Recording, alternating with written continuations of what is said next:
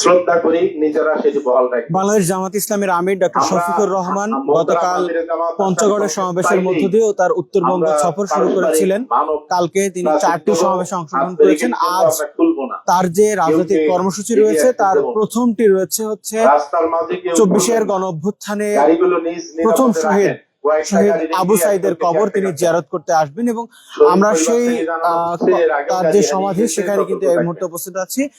Doctor Shafiqur রহমানকে স্বাগত জানাতে এই এলাকার জামাতের যে নেতাকর্মীরা তারা কিন্তু সমবেত হয়েছেন আবু সাইদের কবরের আশেপাশে এখন, এবং এখানে তারা অধীর আগ্রহে অপেক্ষা করছেন কখন ডক্টর শফিকুর রহমান এখানে এসে উপস্থিত হন। এবং আমরা যতদূর জানতে পেরেছি এই শহীদ আবু সাইদের কবর জিয়ারত শেষে তার আজকের প্রথম কর্মসূচি রয়েছে গাইবান্ধার পলাশবাড়িতে সমাবেশ। এরপরে তিনি বগুড়ায় 2টি সমাবেশে অংশগ্রহণ করবেন। এরপরে তিনি সিরাজগঞ্জের উল্লাপাড়া এবং সিরাজগঞ্জ শহরে 2টি সমাবেশে অংশগ্রহণ করবেন এবং সবশেষ সমাবেশটি আজ পাবনা শহরে তিনি করবেন এবং করার পরে তিনি ঢাকায় ফিরে যাবেন বলে আমাদের কাছে তথ্য রয়েছে।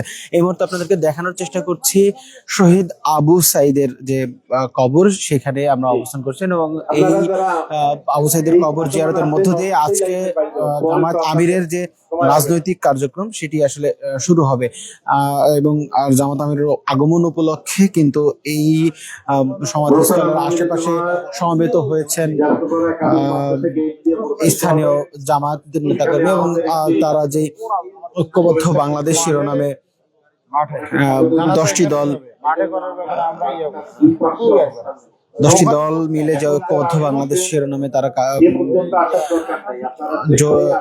ঐক্যবদ্ধ বাংলাদেশের তারা যে 10টি দল মিলে নির্বাচনী সমঝোতায় অংশ নিয়েছিলেন সেই দলের নেতাকর্মীরাও কিন্তু এখানে আসছেন এবং আমরা দেখেছি যে তার এই উত্তরবঙ্গ সফরে প্রত্যেকটি সমাবেশেই এই 10 দলীয় নেতৃবৃন্দ উপস্থিত ছিলেন। বিশেষ করে জাতীয় নাগরিক পার্টি এনসিপির যে উত্তরবঙ্গের যে সকল স্থানে তাদের প্রতিনিধির অর্থাৎ সংসদ সদস্য প্রার্থী রয়েছে, বিশেষ করে পঞ্চগড় 1-এ সার্জিস আলম, রংপুরে তিনি রয়েছে সদস্য সচিব সহ যারা রয়েছেন তারা কিন্তু এই মোহতারাম আমিরের জামাত জাফরপাড়ার পূর্ব দিক দিয়ে প্রবেশ করবেন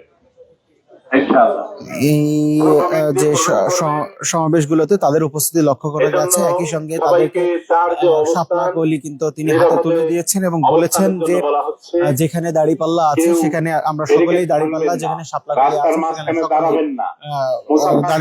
শাপলা কলির পক্ষে আমরা কাজ করব এমন বলেছেন। এই মুহূর্তে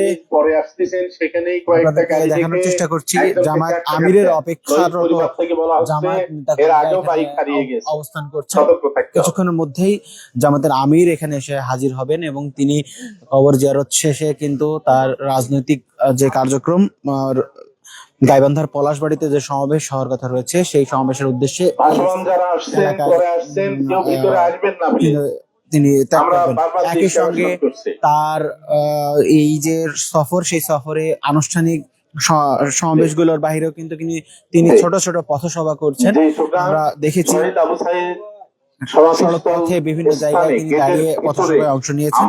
একই সঙ্গে বিশেষ করে নির্বাচনী যেহেতু প্রচারণা, সেখানে নির্বাচনী প্রচারণার কথা তিনি বলছেন। সেই সাথে উত্তরবঙ্গের বিভিন্ন সমস্যা এবং সমস্যা সহ নানা প্রতিশ্রুতি তিনি আসলে দিচ্ছেন। আপাতত আমরা অবস্থান নেব, যার যে অবস্থান সেখানে অবস্থান থাকবো।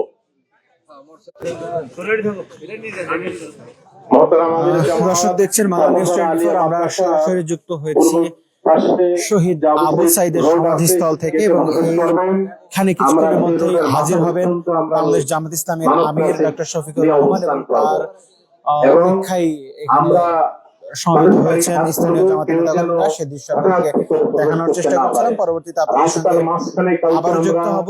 সে পর্যন্ত বাংলাদেশ 24 সঙ্গে